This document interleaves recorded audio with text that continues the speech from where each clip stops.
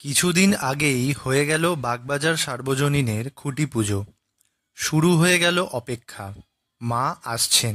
১০৬ বছর আগে জমিদার বাড়ির গণ্ডি পেরিয়ে পথের ধারে জন্ম নিল এই পুজো। বড়লোকের পুজোয় অপমানিত হয়ে নরেন ঘোষাল, সিধু মুখার্জি, ভূতনাথ ও প্রফুল্ল মুখার্জি এনাদের নেতৃত্বে শুরু হলো সার্বজনীন পুজো, যেখানে পুজো ছিল সকলের। ১৯১৯ সালে ২ পয়সায় ঠাকুর বায়না হোগলাপাতার ছাউনিতে হ্যাজাকের আলোয় শুরু হয়েছিল এই আড়ম্বরহীন পুজো। পুজোর ছায়ায় চলত স্বদেশী আন্দোলনের গুপ্ত সভা।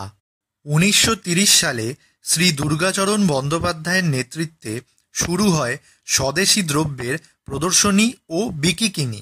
১৯৩৮ সালে সভাপতিত্ব করেন স্বয়ং নেতাজি সুভাষচন্দ্র বসু। এই পুজো শুধু উপাসনা ছিল না, এটি হয়ে উঠেছিল সমতা, ঐক্য আর নীরব প্রতিবাদের প্রতীক।